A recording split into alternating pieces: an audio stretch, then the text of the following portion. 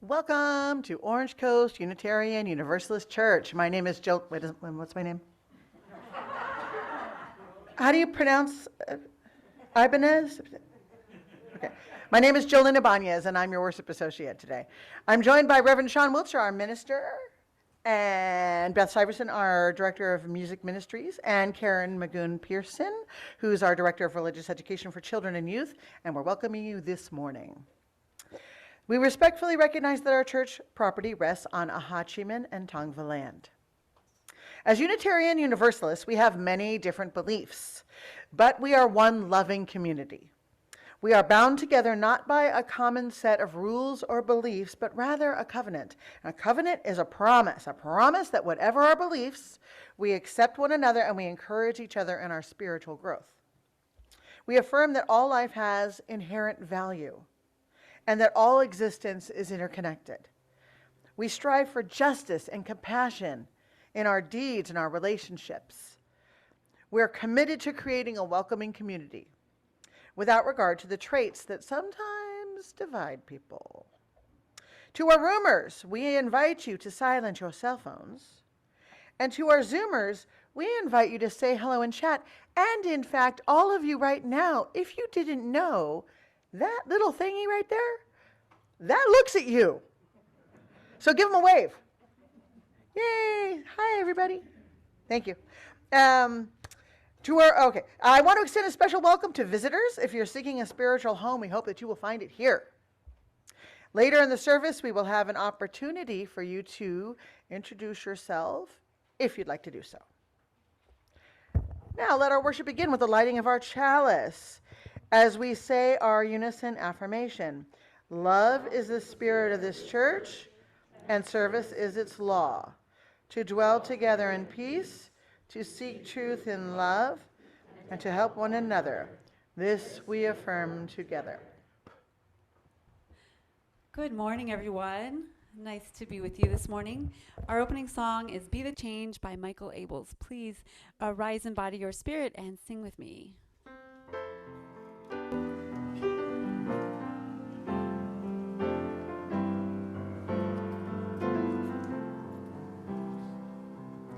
People want their lives to matter. Everyone wants their dreams to soar. Anyone can make a difference. Everyone longs for something more. Don't be afraid to put words into action. Show your compassion somewhere. Be the change.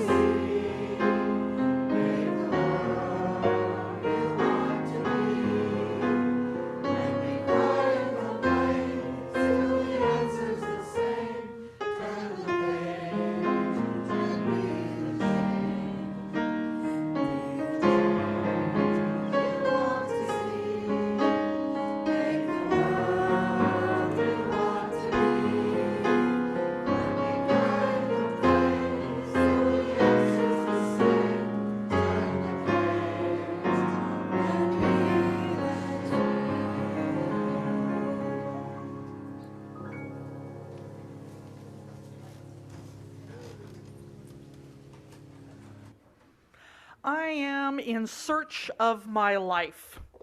Not the one I was dealt, but the one I want to have.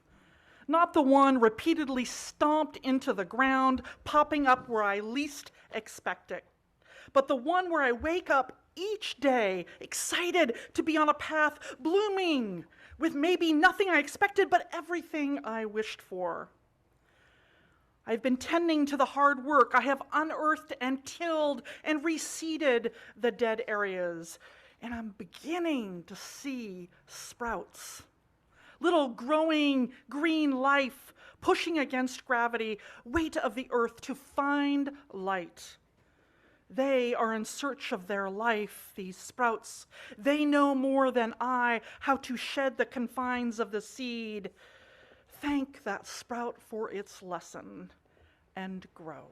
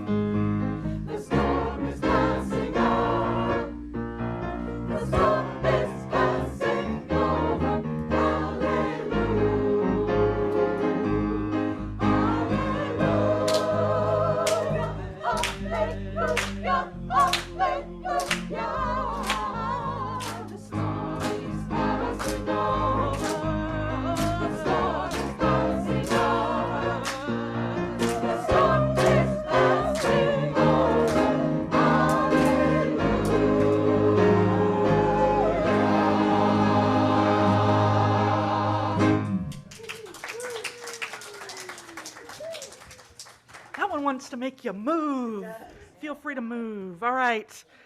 Our Time for All Ages story this morning, we have a wonderful video again because I love the art of it and I want you all to see the art of it. So this is A Creature of Habit by Jennifer E. Smith and illustrations by Leah Espinoza, and it's read by the author. On the island of Habit, there lived a creature. He had very big teeth and very big eyes and very, very big feet. Every day, the creature did the exact same things in the exact same order. First, he ate 3 pineapples and 2 bananas. Then he walked down to the water to say hello to the fish. Hello, fish. After that, he went looking for shells, but he kept only the very best ones. Next, he said hello to the trees. Hello, trees, and the rocks. Hello, rocks. And the crab who lived under the rocks. Hello, crab. When it was time for dinner, he ate 3 more pineapples and 2 more bananas. Then he brushed his teeth and went to bed. Every day was exactly the same, which was just how the creature liked it. Then one morning he spotted a boat. It was a very small boat, and it was carrying a very small creature. He had very small teeth, and very small eyes, and very, very small feet. Nobody had ever visited the island before, and the very big creature couldn't wait to show his new friend how everything worked. He taught him how to collect pineapples and bananas and how to say hello to the fish. Hello, fish. Hello, fish. He showed him how to find all the very best shells and when to eat his dinner and brush his teeth and go to bed. The next morning, the very big creature woke up excited to do it all over again, just like he did every day. But the very small creature was nowhere to be found. When he finally appeared, he was excited to start the day too, only instead of eating 3 pineapples and 2 bananas, he ate a single coconut.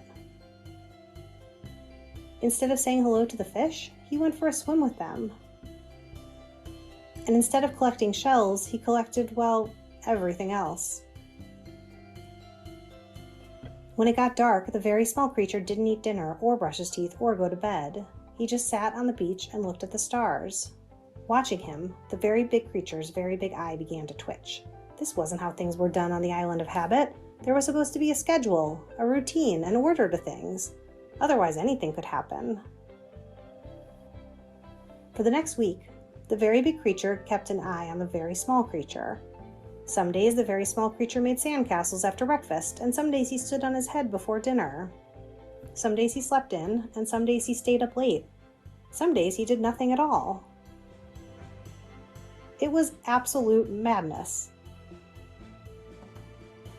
Then one morning, as the very big creature was eating his breakfast, the very small creature offered him an orange. The very big creature looked at it carefully. It was smaller than a pineapple and rounder than a banana. It was something he'd never tried before.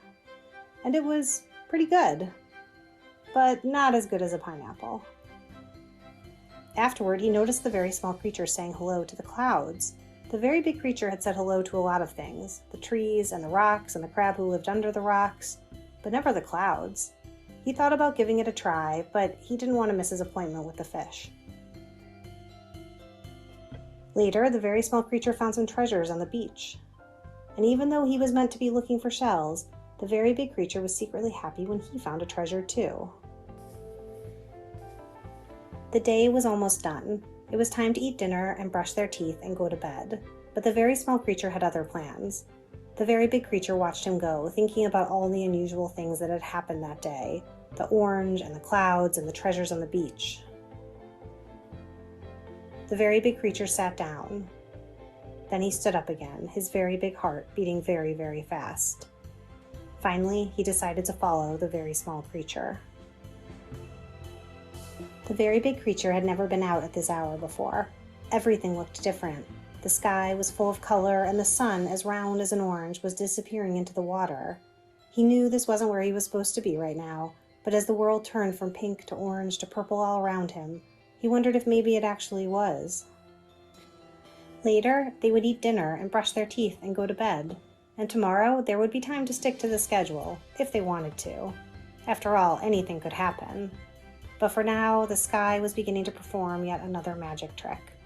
Together, they sat and watched it change. Hello, stars. Hello, stars.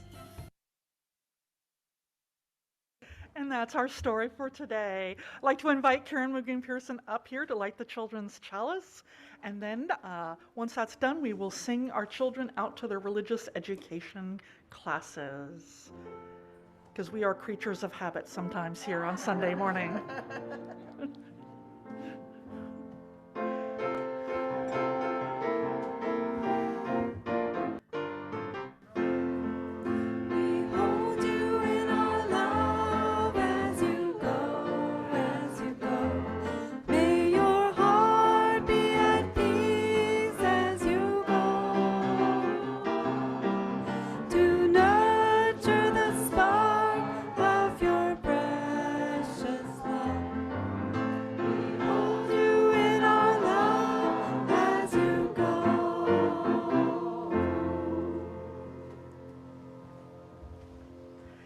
Now I want to go to the beach and watch the stars. This is a reading for A New Beginning by John O'Donohue. In out-of-the-way places of the heart, where your thoughts never think to wander, the beginning has been quietly forming, waiting until you are ready to emerge. For a long time, it has watched your desire, feeling the emptiness growing inside you, noticing how you willed yourself on, still unable to leave what you had outgrown.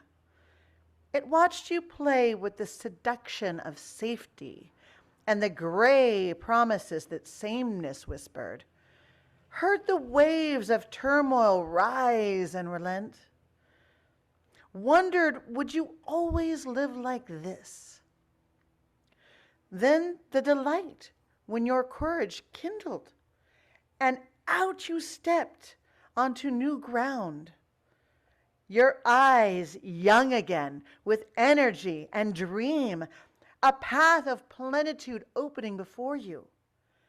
Though your destination is not yet clear, you can trust the promise of this opening. Unfurl yourself into the grace of beginning that is at one with your life's desire. Awaken your spirit to adventure. Hold nothing back.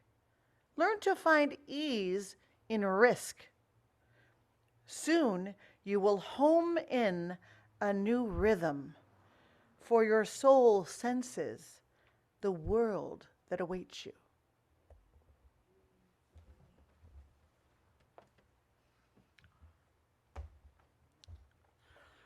Soon you will home in a new rhythm, for your soul senses the world that awaits you. I love that feeling. I love that feeling of starting something new. It happens every time I start a new hobby, anything new.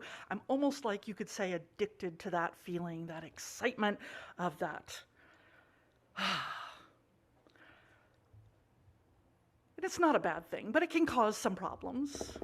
Now, you all know, well, most of you in this room know, because I've said it many times, I'm learning the Irish tenor banjo. Did you know? This is like the fourth, for those of you who are new today, this is like the fourth or the fifth time I've actually mentioned this in the last 2 months. Now, here's the thing. Why do you think I'm doing that? Because there's a very deliberate reason why I've told you this and told you multiple times. And it's not, Jolene, because I'm fishing, although that's a perk. And if you want to, say, hey, that's so cool, Sean, that you're learning banjo, I'm fine with that too. But that is not the reason. Might help you to know that part of the reason, well, not the reason, but here's some background information, okay?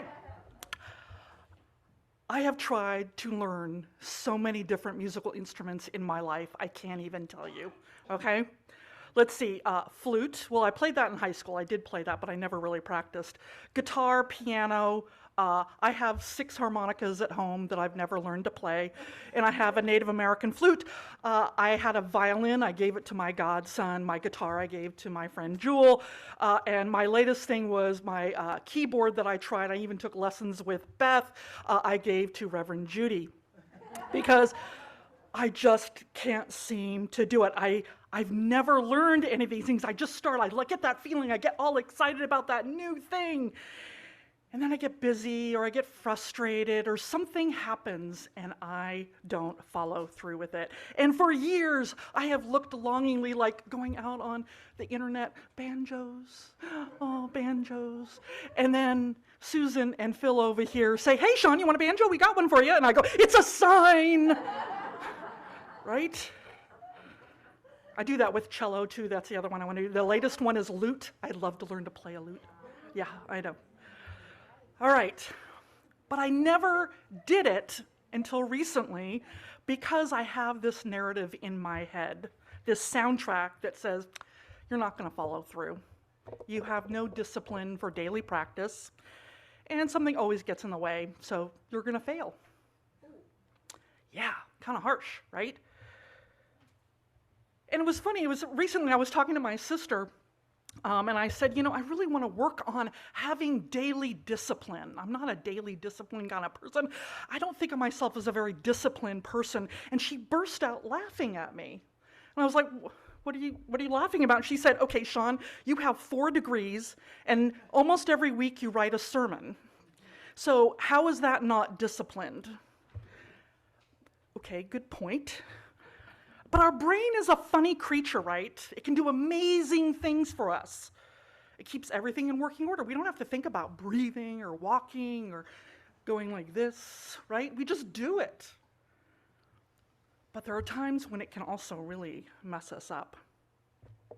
And we live in this amazing time when it comes to brain science. We're learning so much around behavioral science, emotional intelligence, the science of all of that. But we've actually known about this challenge that we have for a very long time. So this is actually from Lao Tzu, who's the author of the Tao Te Ching, right, and founder of Taoism. He said, watch your thoughts, they become words. Watch your words, they become actions. Watch your actions, they become habits. Watch your habits, they become character. And watch your character, they become destiny. In other words, what you think matters, right? So how can I use my brain from keeping me playing the banjo when I haven't succeeded in the past? I don't like to fail. I like to keep my commitments. That's what ministers do. We have to, when we say something, we actually have to live up to it. So I'm using social pressure. All right? Because I know that if I mention enough times, you all are going to be coming up to me, and Phil and Susan already have, and said, so how's the banjo going? So I can keep up on it, right? Right? You guys are like my version of an accountability buddy, right? If you want to commit to something, saying it out loud is a great way to do it. It really helps solidify it, right?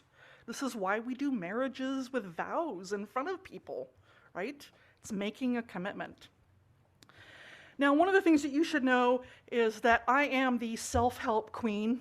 That is a self-designated title. Don't argue with me about it. I really like it, okay? So I love to understand what makes us tick and how we can sort of life hack our way, right? I've read every efficiency book. Here's a bunch of books that I have read, reread, or in the process of reading right now in the last 3 months.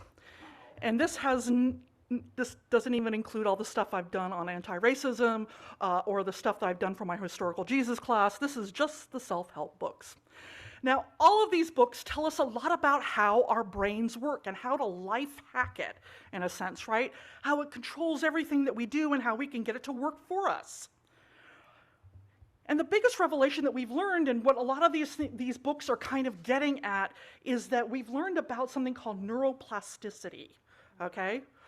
And this is the idea that our brains can change. And they found really interesting evidence. There's sort of 2 types. There's structural and functional. And functional has to do with what they're learning is that, say you had a stroke, some kinds of strokes, or maybe you've had part of your brain damage, sometimes your brain can actually switch it to another side and do the function that it used to do in another place, and you can train your brain to do that. And so we're learning about how we can do that, which is amazing for rehab purposes and all sorts of things. And the other is structural, which has to do with how we think. We can change, we can learn, we can grow, and we can become, okay? And there's synaptic connections, and supposedly I think those are supposed to be synaptic connections right there. And here's the thing about these synaptic connections is that the more we do something, right, the more our brain can make those connections. So I'm playing the banjo, and I noticed the other day, ooh, I could change chords right away. How cool. Because when I first did it, it was like clunk, clunk, clunk, right? Now I can do it a little bit better. That's kind of cool. My neural pathways are getting built, right? So you want to think about sort of neural pathways as when you're first starting something and you're trying to change something, is you're looking at a forest with no pathway. And you've got to build that pathway. So you start cutting through the brush of everything, right? And then to the point where maybe you create a path, nice little path. Maybe even 2 people can walk along it with you. And then it gets to the point where it's a road, and then it gets paved over, right? And then what do you know? You've got a superhighway, right? Like you can just go, and this is like how we learn to drive, right? We don't even think about driving that much anymore. We just do it.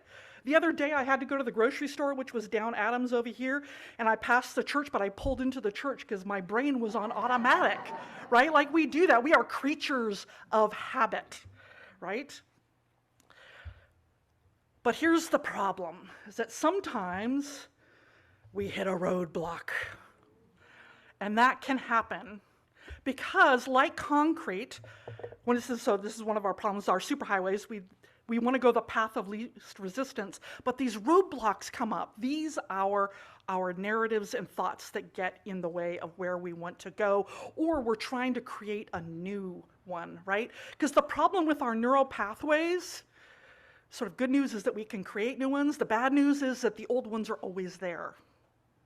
Right? Concrete doesn't really go away really well, and so now there's your neural pathways. Those old ones are going to be there.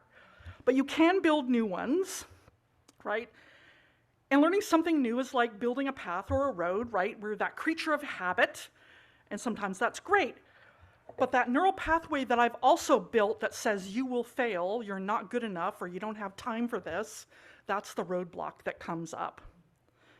These are soundtracks, narratives in our head that block us from who we want to be. So this morning, I want to invite you to think about something that you would like to change in your life. We're going to do a little meditation here. Oh, there's my roadblock again. See, I tell you, it keeps coming up. All right, I'd like you to join me for just a little meditation, all right? So I want to invite you to take a couple deep breaths. You can soften your eyes or close them if you like. Kind of scooch down in your chair, put your feet flat on the ground so you're feeling that ground support around you. Deep breaths. Okay.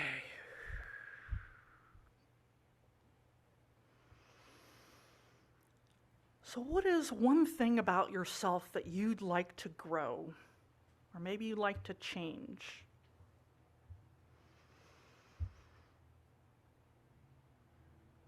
Maybe it's learning something new, unlearn a habit. Don't walk into the house and immediately turn on Facebook, whatever it is. Maybe you want to change something at work, or maybe you want to change your job. Something that you would like to change.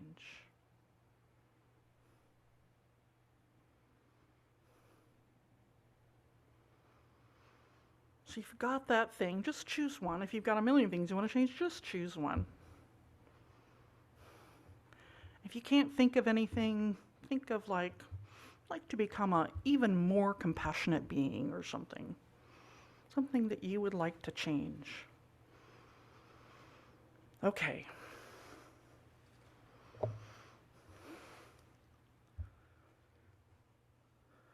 What do you want to change?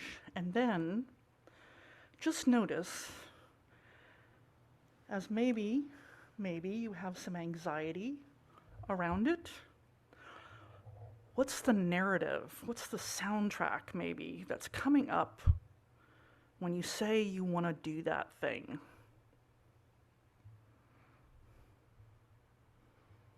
Maybe it's I've tried it in the past and it didn't work. I'm never going to be good at that.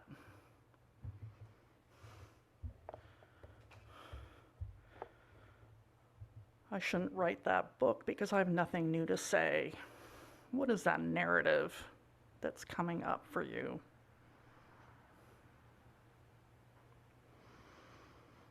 And just notice it. Say hello. Nice to see you again, kinda.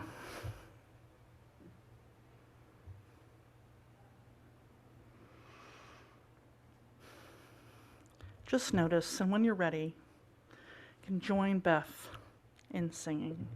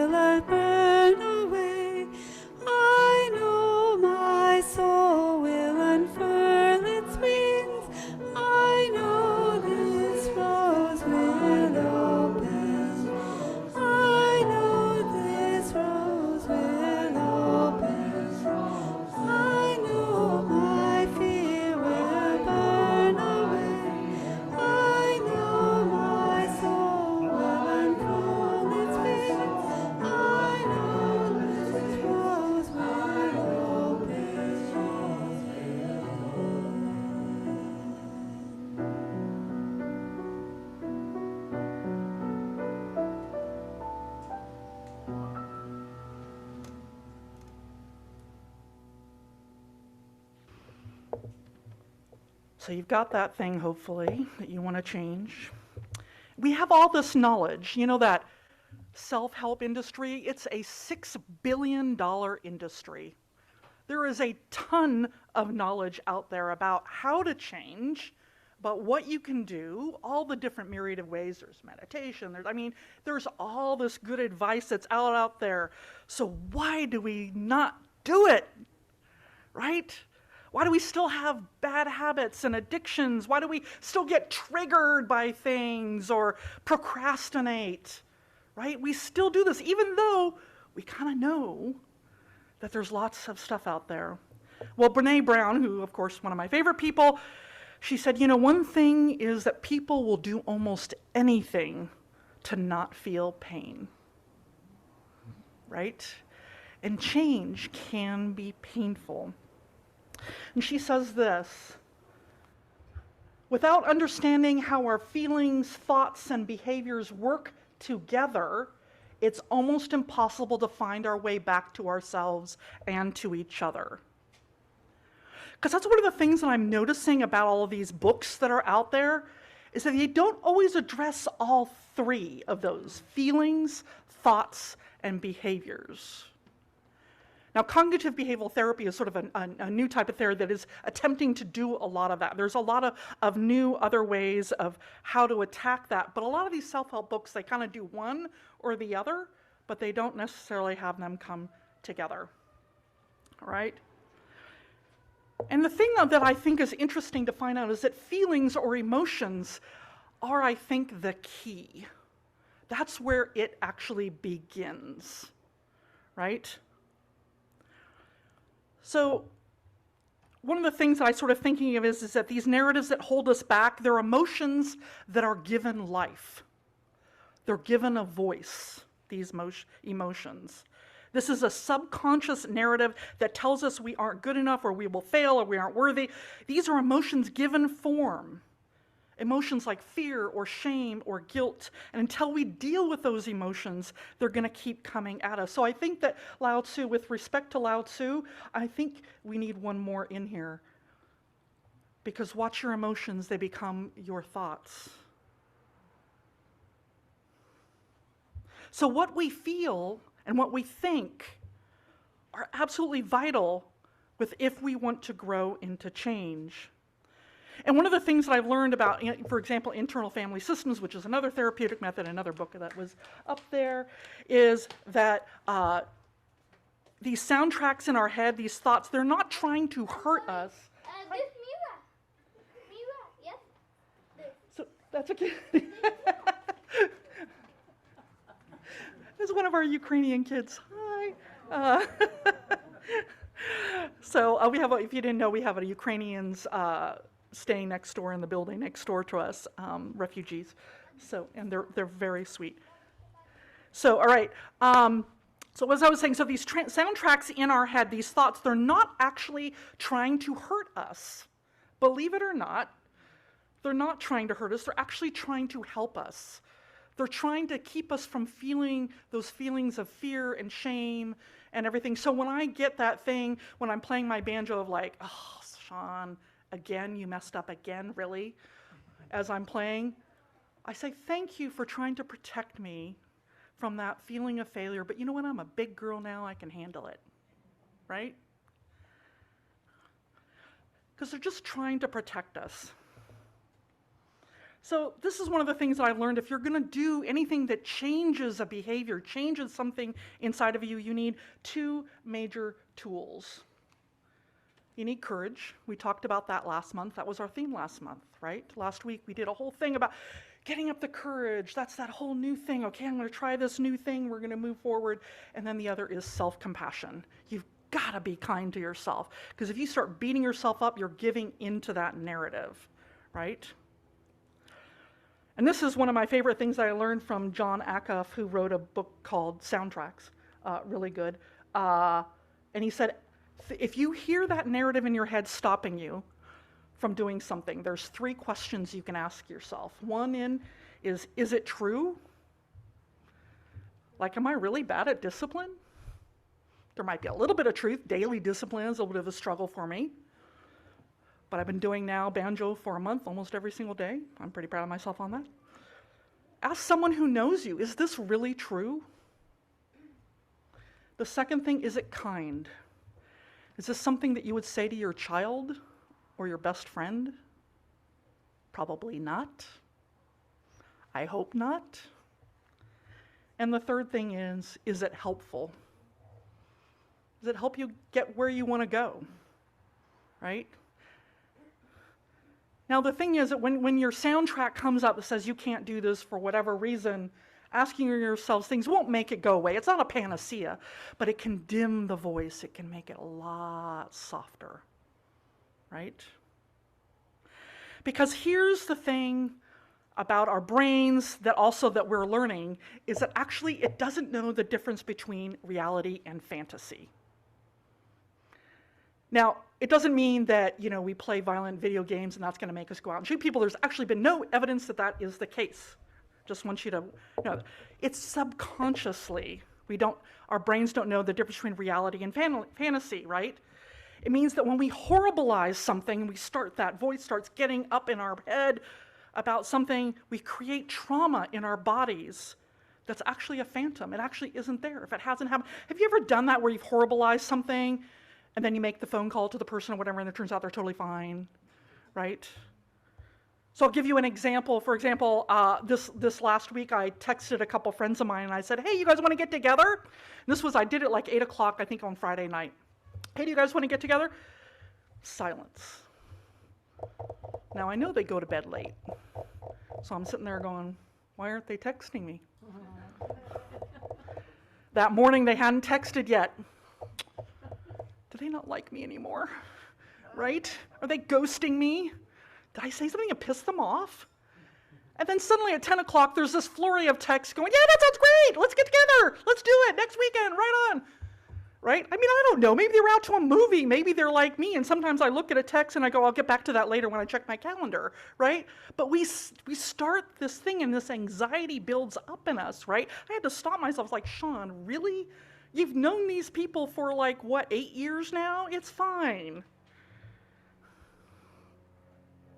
Is it true? Is it kind? Is it helpful? Right?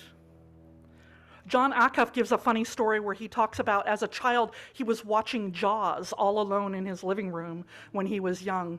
And he said, I knew that it was all okay. He said, I had to lift my feet up off the floor and tuck them underneath me, right? And he said, to this day, if he goes to the beach, he's got to tuck his feet underneath him, right? Our bodies remember what we do not, right? So here's another tool, and I know, okay, this is going to sound a little bit crazy, but there is a way that you can use these things to your advantage. And this is the use of affirmations. And I know, okay, this is where I go to when I think of affirmations, right? If y'all know the SNL character, Stuart Smalley, I'm good enough, I'm smart enough, and doggone it, people like me. Yeah, right. It feels dorky to do affirmations. It does, I get it. Build your own affirmations, but tell yourself something different, right? Find things that resonate with you, and then be a dork. Who cares? You do it in front of your mirror, It was interesting, I think Jon Acuff, he does this too, and he said, I used to tell my family, okay, I'm going into the bathroom to do my affirmations, and shut the door, and he's like, what was I afraid of? That my kids would see that I have a positive self-image, right? So here's some ones that I like to do. Whenever I'm playing the banjo and I get something right, look at you go! You got it! Right? This morning, one of the ones that popped in my mind as I'm thinking about this sermon was, you've got a gift worth giving. Right? One of my favorites is, this too shall pass. The storm is passing over. So do what works for you. And here's a bunch for you from some memes, right? You can sing like the choir did, hallelujah, the storm is passing over, right? Find what works for you and say them. Start with saying them out loud, actually. Good job. Well done. Hey, I got it. Because your brain is listening and thoughts matter. And there's lots of ways we can change, from the narratives we tell ourselves that are holding us back, to dealing with the environment even, the fears around that, to tackling systemic racism. All of these problems start with us and how we're dealing with them. And as much as we're worried about the state of the world, we live in this absolutely amazing time right now of learning about what does it mean to be human. What makes us tick? How do we grow? How do we change? How do we become the best versions of ourselves to overcome our fears? You know, life is full of challenges, right? And the more we know about ourselves, the less we're a victim of the world and more a catalyst for change. We have to be the change we see in the world, and only then will it change. That is life, so is life. Let us sing. We're going to sing a song by Harry Belafonte.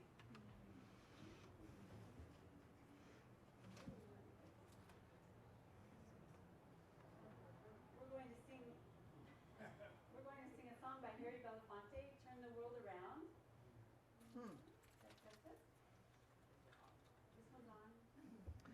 Testing. 1, 2, 3. There we go. Thank you, Avery. Right on, well done. Teamwork makes the dream work. Yeah, we make it work. Okay, so we're going to sing Turn the World Around by Harry Belafonte, Calypso song from the 70s. You might recognize it. At the end, there's a saying that says, Abati wa. Guess what that means?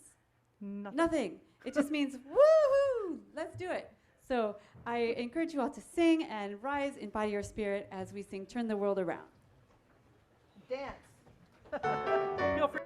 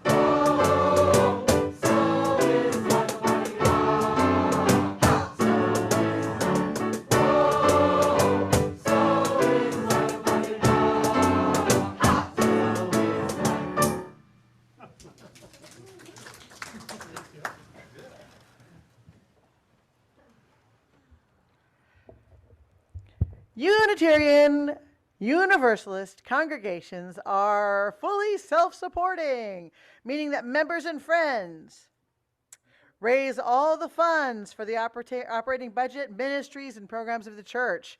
We are ever grateful for your gifts of time, treasure, and talent. OCUC amplifies the spirit of generosity by sharing half of the plate we receive with an organization that shares our values. This month we are partnering with Stand Up for Kids. Now, we all know that this time of year is it's difficult for the best of us. There's so much going on, and we're expected to sort of rise to the occasion of holidays and that sort of thing. Imagine, if you will, being a teenager with no one in your life to help you rise to that occasion, with no one in your life to help you celebrate those things. And that is one of the things that this lovely operation does for these kids, is give them some place to feel joyous. So please give generously.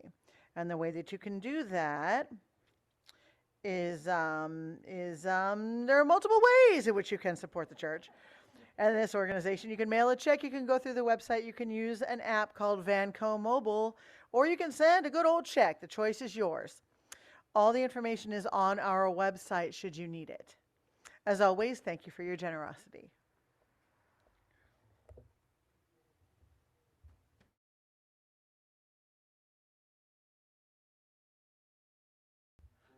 We are going to sing the song We Gather Together that we sing every Sunday. The song helps us put our intentions into words and expresses our gratitude for the many gifts we share.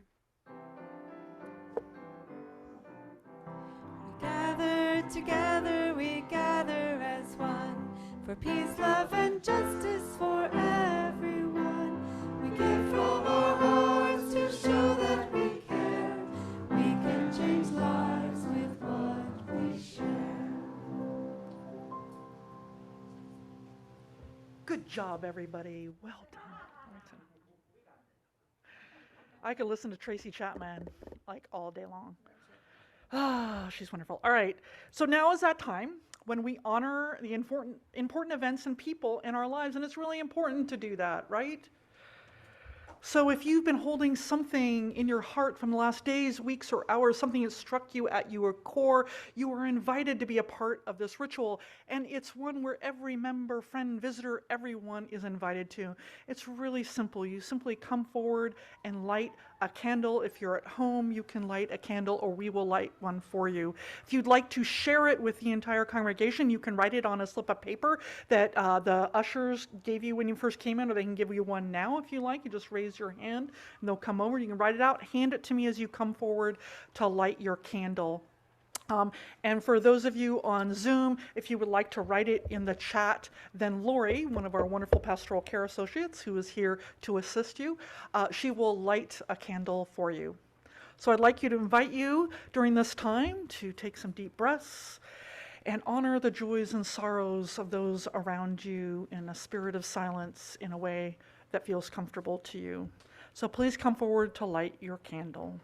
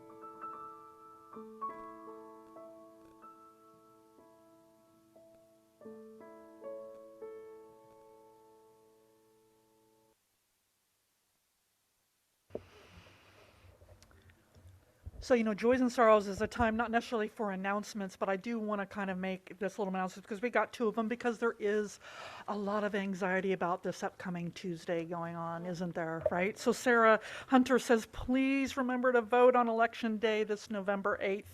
That's this Tuesday.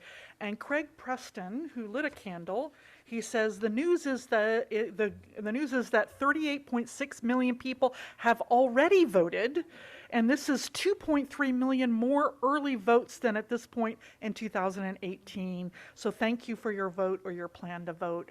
Amen. We do support democracy in this congregation, so please do vote.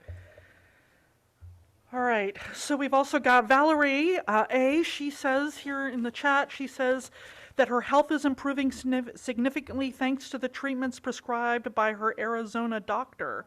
She says, also, I met with a new and promising allergist. She specializes in food allergies and says, quote, I likes a challenge. All right. We hope that goes well for you, Valerie. Absolutely. And Matthew P. says he's got some more concerns around his finances. The bus strike that started on Wednesday made it impossible to get to work on Thursday and Friday night. Please send good thoughts to both the Maintenance Workers Union and the OCTA, as well as those affected by the strike, that this will be resolved quickly. And there's lots of ways. If you want to know how you can help, there's ways. So, excuse me, come and see me. All right. That says Jan M. says, can you light a candle for her as she goes through some testing on her heart? Also for Joey, that he can stay on his path to recovery. Excuse me, I'm going to grab some water here. And Sarah Jones. Where'd you think I was going to go someplace? All right. Let's see here. All right. So Sarah J., who is our administrator, she says, happy birthday to the United States Marine Corps this Thursday. And she says, happy birthday to her favorite Marine, her husband, OC, tomorrow.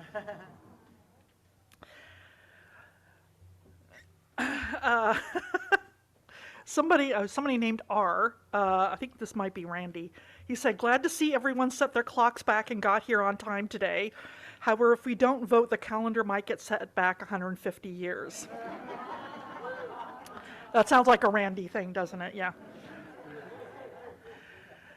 All right, and Patrick says he's got an anxiety around change. He's moving to a place in Huntington Beach, allowing for good and bad routines. He says, but at least I'll be able to attend more church activities, including the choir. He said that's a warning for y'all.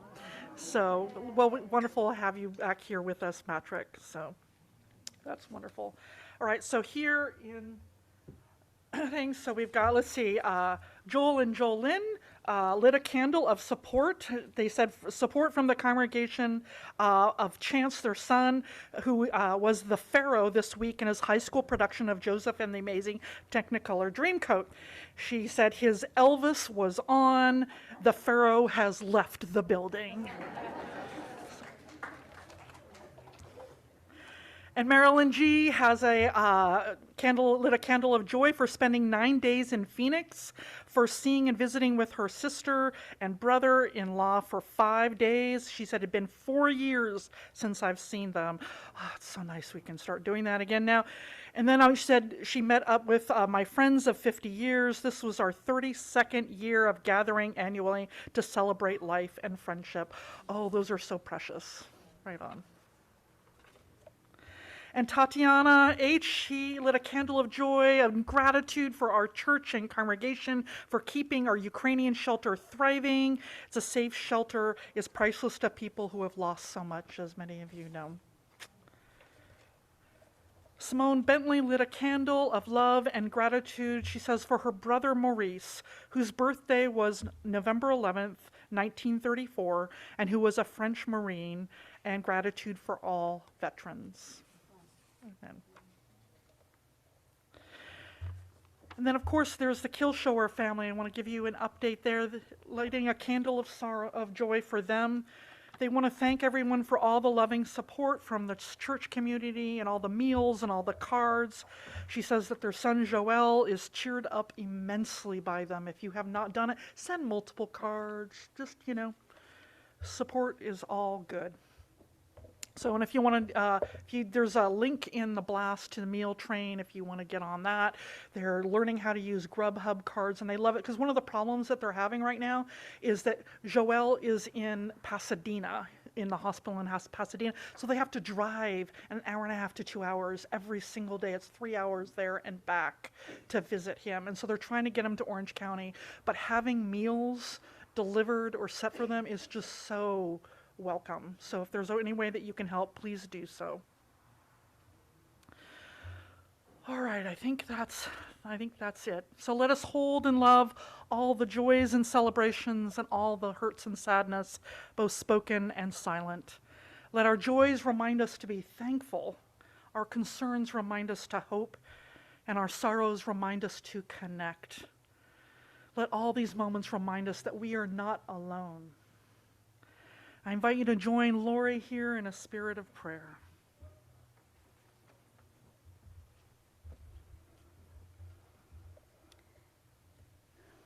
Spirit of life and love, in the silence, in the stillness, we hear the call of our own heart, its tender dreams, its sorrows, and its triumphs.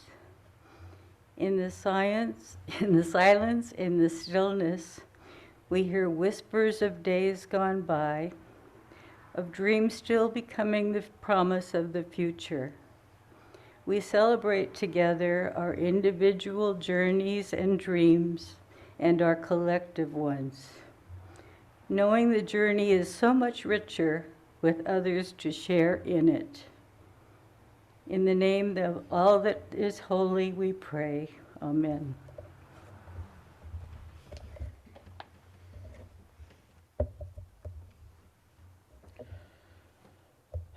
Let us join together as we extinguish the flame of our chalice and say together, we extinguish our chalice, but not the light of truth, the warmth of community, or the fire of commitment. These we carry in our hearts until we are together again. Thank you for joining us this morning. We're a congregation made up of people who believe differently. And yet when we gather together, whether we are in the room or on the Zoom, we make up one loving community. We need not think alike to love alike. If you're a guest, a visitor, or somebody who has not yet been known to us, I invite you to become a part of this beloved community. We encourage you to either write in the chat if you're a Zoomer, or if you're a roomer, stand for a brief moment and tell us your name and where you're from, and our lovely Beth will bring a microphone so the Zoomers can hear your name as well.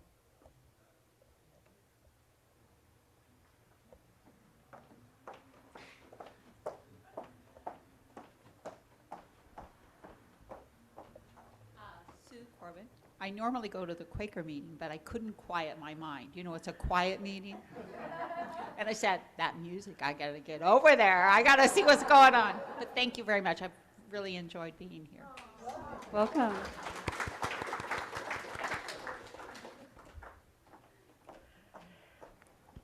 And Zoomers, if you're new and you wish to remain anonymous, that's okay. Oh, we have another. Okay, sorry. Hi, Yeah, boss. this is our first time here. We're from Colorado, so just moved to Orange County. Hi, everyone. Thank you. Heather and Morgan. Good to see you, Heather and Morgan. Yay.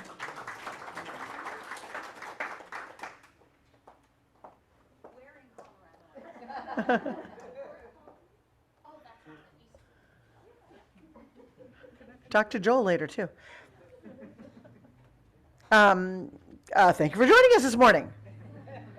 If you'd like to know more about our church, including programming for our youth and children, please contact us at hello@ocuc.org, and we'll help you get connected. In addition, we invite you to sign up for our weekly newsletter called The Blast at ocuc.org. We want everyone to feel a part of this beloved community. So please reach out and we'll help you get connected. All right, speaking of making connections, announcements, a couple things you can see, there's all sorts of things up here, but a couple things got missed. But before I get to them, I do want to tell you a couple other little things that we're going to be doing. We're doing a little bit of experiment on Sunday morning, because we realize a lot of people don't know each other. They don't know the kids or anything like that. So don't be surprised if on Sunday morning, the worship associate comes up and invites you to light the chalice. Okay, so we're going to have individuals, people, or families come up and light the chalice, and we'll tell you a little bit about them. Obviously, this is voluntary. If you're like, I really don't want to get up there in front of everybody, that's fine. But if you do, that's awesome, because I think this is a really great way to get to know people. And then you could say things like, I'm from Colorado, and somebody could go, really, where in Colorado are you from? Right? So they have something to talk to you about later on. If you didn't notice, Zoomers, that happened here just a minute ago. So, the other thing I want to mention to you is the scammers, the email scammers are at it again. So if you get an email from me that either says, I'm really busy, only email me, don't text or call, not me. If it says, God bless at the end, that's not me. Okay? Right? Just ignore those. I know you guys are getting pretty used to it and everything like that, but they are getting very clever in their ways. I looked at the latest email, and it says from Reverend Sian Wiltshire at gmail.com, even though they spelled Wiltshire with 2 I's, and I was like, really? You can't even spell my name right? Fine. So just, when in doubt, seriously call or text me. Do not do anything else. So the other things that didn't make it up there on the announcements is that this is the time, as Jolynn mentioned, of giving and all sorts of things going on. So we've got 2 opportunities if you'd like to help out those who really need some help. One is we do every year a turkey basket drive, and there's a list out on the table out there about how you can help. It's in the Blast Zoomers as well. You can contact Sarah, our administrator, as well. And it has a list of all the different things that they need. And if you can't do a whole box, because it is kind of, it's a lot, the turkey, everything, all that sort of stuff, then if you can donate, $20, that would be great, because we know that not everybody's going to be able to get a turkey and a pie and all the fixings that go with it. And so Sarah will be making up those boxes with everybody's donations and what little that people can do. And the other was that we also do Hearts and Hands. This is an interfaith thing that we do everywhere. It's actually sponsored by I think the Mormon church that they do it, but it's all interfaith, and we work with them to do all sorts of different things. It's a really fun day. So if you want to be involved and you want to donate to that as well, there's a list out on the table out there. And then, of course, we have our auction that's coming up this coming Saturday, right? Woohoo! And we have auction catalogs. Get your auction catalog. It sets the social calendar for the year. So come on out. It should be a lot of fun. And don't be like me and wait till today to buy your dinner ticket, okay? So go out there, buy your dinner ticket like I'm going to do right now. All right. I guess the last thing I want to say to you all before we sing our benediction is, hey, did you hear I'm learning how to play the Irish tenor banjo? All right, let's sing our benediction.